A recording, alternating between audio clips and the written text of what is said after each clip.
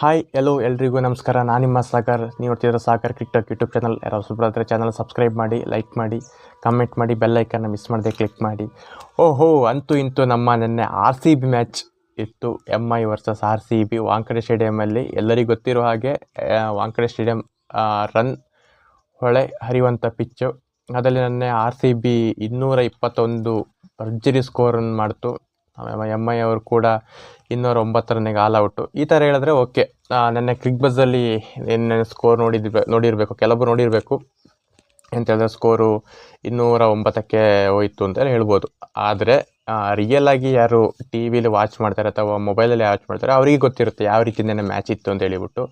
So ನೆನ್ನೆ ಯಾವ ರೀತಿ ಅಗ್ರೆಷನ್ ಇತ್ತು ಅಂತ ಹೇಳಿದ್ರೆ ತುಂಬ ಕಂಪ್ಲೀಟಾಗಿ ನೆನ್ನೆ ರನ್ ಹೊಳೆನೇ ಹರಿಯಿತು ನೆನ್ನೆ ಟೋಟಲ್ ಆಗಿ.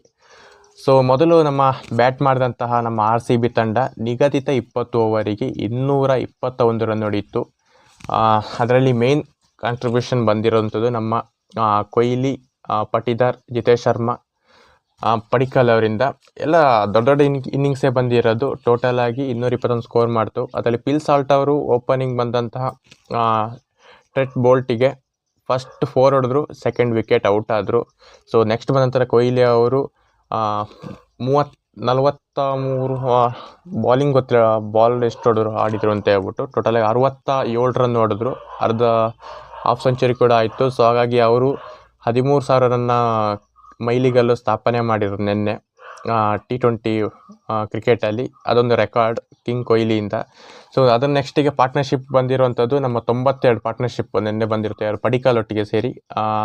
ಪಡಿಕ್ಕಲ್ ಕೂಡ ಅಷ್ಟೇ ಒಳ್ಳೆ ಇಂಟೆಂಟ್ ತೋರಿಸ್ತಾ ಇದ್ರು, ಒಳ್ಳೆ 6-4 ಎಲ್ಲ ಹೊಡಿತಾ ಇದ್ರು. ಲಾಸ್ಟಿಗೆ ವಿಘ್ನೇಶ್ ಅವ್ರ ಬಾಲಿಗೆ ಔಟ್ ಆದರು. ಸೊ ಅಲ್ಲೊಂದು ಬ್ರೇಕ್ ಥ್ರೂ ಸಿಕ್ತು ನಿನ್ನೆ ಯಾರಿಗೆ, ಮುಂಬೈ ಅವರಿಗೆ.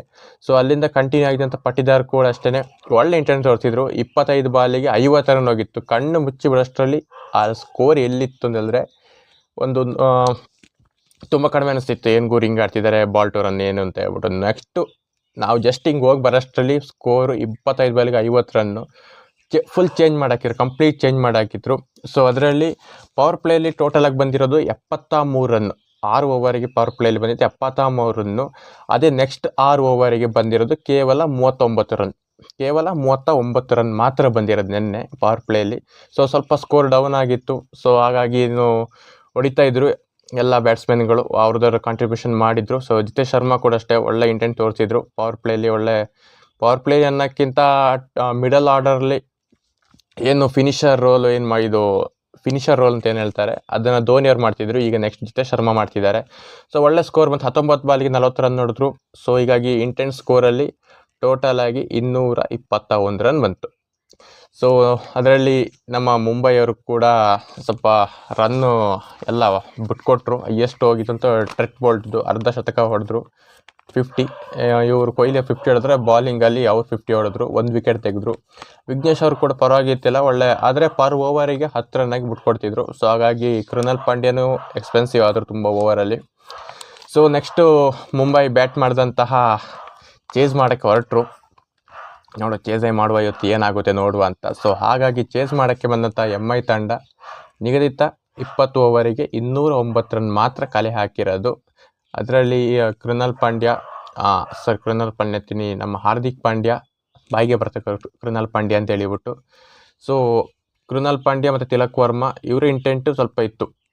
ಇಂಟೆಂಟ್ ತುಂಬ ಇತ್ತು ಅಂತಲ್ಲ, ಮ್ಯಾಚ್ ಗೆಲ್ಲಕ್ಕೆ ಅರ್ಧ ಕಾರಣ ಅಂತ ಹೇಳೋರು ಜಸ್ಟ್ ಏನೊಂದು ಓವರ್ಲಿ ಬಿಟ್ಟರೆ ಬಾಕಿದೆಲ್ಲ ಮ್ಯಾಚು ವಿನ್ ಆಗೋ ಚಾನ್ಸ್ ಇತ್ತು. ಯಾರು ಅವರಿಬ್ಬರು ಏನೇನು ಔಟ್ ಆಗೋದಿದ್ರೆ ರೋಹಿತ್ ಶರ್ಮಾ ಬಂದರು, ಒಂದು ಒಳ್ಳೆ 4-6 ಹೊಡೆದ್ರು. 14 ರನ್ ದಯಾಳ್ ಅವರು ನೆಕ್ಸ್ಟ್ ಅದೇ ಇದರಲ್ಲಿ ವಿಕೆಟ್ ತೆಗೆದ್ರು. ವಿಕೆಟ್ ತೆಗೆದ ತಕ್ಷಣವೇ ನೆಕ್ಸ್ಟ್ ಬಂದಂತಹ ನಮ್ಮ ರಿಕಲ್ಟನ್ ಕೂಡ ಅಷ್ಟೇ ಒಂದು ಔಟ್ ಆಗಿ ಹೋದರು. ಅವರಿಗೆ ಒಳ್ಳೆ ಇಂಟೆಂಟ್ ಸಿಗ್ತಿದ್ದಿಲ್ಲ. ನೆಕ್ಸ್ಟ್ ಬಂದಂಥ ಆಟಗಾರ ನಮಗೆ ತಿಲಕ್ ವರ್ಮನು ಹಾಗೂ ಪಾಂಡ್ಯ ಸೇರಿ ಪಾರ್ಟ್ನರ್ಶಿಪ್ ಕೂಡ ಬೆಳೀತು. ಇನ್ನೇನು ಸ್ಕೋರ್ ಹೆಂಗಿತ್ತು ನೋಡ್ಬೇಕಂತಂದರೆ ಭಯ ಆಗೋಗ್ಬಿಟ್ಟಿತ್ತು. ಇನ್ನೇನು ಜಸ್ಟ್ ಮಿಸ್ಸಲ್ಲಿ ಸೋಲುತ್ತೆ ಮ್ಯಾಚು, ಇನ್ನೇನು ನಮ್ಮ ಕಡೆಯಿಂದನೇ ಮ್ಯಾಚ್ ಕಿತ್ಕೊಬಿಟ್ಟಿದ್ರು ಪಾಂಡ್ಯ ಮತ್ತು ತಿಲಕ್ ವರ್ಮಾ ಅವರು. ಕಳೆದ ಸರಿ ಜಸ್ಟ್ ಇವರು ಹೋಗಿದ್ರಲ್ಲಪ್ಪ ನಮ್ಮ ತಿಲಕ್ ವರ್ಮಾ, ರಿಟೈರ್ಡ್ ಕೊಟ್ಬಿಟ್ಟಿದ್ರು. ಮ್ಯಾಚ್ ಆಡಲ್ಲ ಗುರು, ಏನೋ ಪ್ರಾಬ್ಲಮ್ ಆಗಿದೆ ಹಾಗೆ ಹೀಗೆ ಅಂತ ಹೇಳಿಬಿಟ್ಟು. ಸೊ ಈ ಮ್ಯಾಚಲ್ಲಿ ರುದ್ರ ಅವತಾರ ಇವರಿಬ್ಬರಿಂದ ಆಗಿಬಿಟ್ಟು ಮ್ಯಾಚ್ ಇನ್ನೇನು ಗೆಲ್ಲುತ್ತೆ ಅಂತ ಹೇಳೋ ಟೈಮಲ್ಲಿ ಇಬ್ಬರು ವಿಕೆಟು ಹೋಯಿತು. ನೆಕ್ಸ್ಟ್ ಬಂದಿದ್ದು ನಮ್ಮಂದಿರು ಮತ್ತು ಸ್ಯಾಂಟರ್ ಆಗಿರ್ಬೇಕು ಅನಿಸುತ್ತೆ. ನೆಕ್ಸ್ಟ್ ಪ್ಲೇಯರ್ ಅಷ್ಟು ಐಡಿಯಾಸ್ ಇಲ್ಲ ನನಗೆ ಅವ್ರ ಹೆಸರು. ಸೊ ನಮ್ಮಂದಿರು ಆದಮೇಲೆ ಒಂದು ಪ್ಲೇಯರ್ ಅವ್ರ ಹೆಸರು ಗೊತ್ತಿಲ್ಲ. ಸೊ ಅವ್ರು ಬಂದರು, ಒಂದು 4 ಹೊಡೆಯೋಕ್ಕೇನೋ ಹೋದರು, ಒಂದು 6 ಹೋಯ್ತು ಅವ್ರ ಕಡೆಯಿಂದ. ಸ್ಕ್ಯಾಂಟರ್ ಅವ್ರು ಬಂದರು, ಹೊಡೆದ್ರು. ಏನಂತ ಇಂಟೆಂಟಿನ ಮನಿತಿಲ್ಲ, ಔಟ್ ಆದರು. ದೀಪಕ್ ಸರ್ ಕೂಡ ಔಟ್ ಆದರು. ಲಾಸ್ಟಿಗೆ ಬೇಕಾಗಿರುವಂಥದ್ದು 3 ಬಾಲಿಗೆ 13 ರನ್ನು, 2 ಬಾಲಿಗೆ 13 ರನ್ ಬೇಕಾಗಿರೋದು ಲಾಸ್ಟ್ ಓವರಲ್ಲಿ. ಆದರೆ ಅವ್ರು ಹೊಡಿಬೋದಾಗಿತ್ತು. ನಮ್ಮಂದಿರಿಗೆ ಒಂದು ದೊಡ್ಡ ಇಂಟೆಂಟ್ ಪ್ಲೇಯರೇ, ಅವರು ಬೀಸುವಂಥ ಪ್ಲೇಯರೇ. ಓಕೆ, ಅದು 6-4 ಹೊಡಿತಾರೆ. ಆದರೆ ಬೈ ಮಿಸ್ ನಮ್ಮ ಕೃಣಾಲ್ ಪಾಂಡ್ಯ ಅವರು ಸ್ಪಿನ್ ಬಾಲಿಂಗ್ ಮಾಡ್ತಿದ್ದಾರೋ ಅಥವಾ ಫಾಸ್ಟ್ ಬಾಲಿಂಗ್ ಮಾಡ್ತಿದ್ದಾರೆ, ಕನ್ಫ್ಯೂಸ್ ಟೋಟಲಾಗಿ. ಎಂತಾದರೆ 122, 123. ನಾವು ಬಾಲಿಂಗ್ ಮಾಡೋರೆ 122, 123 ಮಾಡಿದ್ರೆ, ಇವರು ಸ್ಪಿನ್ನಲ್ಲಿತ್ತು 122, 123 ಕಿಲೋಮೀಟರ್ ಸ್ಪೀಡಲ್ಲಿ ಹಾಕ್ತಿದ್ರು. ಅವ್ರು ಟೋಟಲಾಗಿ 3 ವಿಕೆಟ್ ತೆಗೆದ್ರು. ಸೊ ಹಾಗಾಗಿ ನೆನ್ನೆ ಮ್ಯಾಚ್ ಗೆಲ್ಲಬೇಕಾಗಿತ್ತು RCBಗೆ. ಯಾಕೆಂದರೆ ಟಾಪ್ 3ಲೇ ಇದೆ.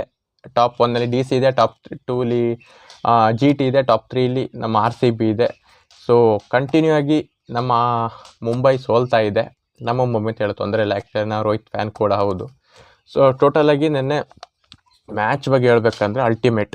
ನೆನ್ನೆ ಜೀವ ಅಂತೂ ಒಂದು ಚೂರು ಬಾಯಿಗೆ ಬರ್ತಿದಂತೂ ಪಕ್ಕ. ಅಂತಂದರೆ ಆ ಲೆವೆಲಲ್ಲಿ ಇತ್ತು ಮ್ಯಾಚು.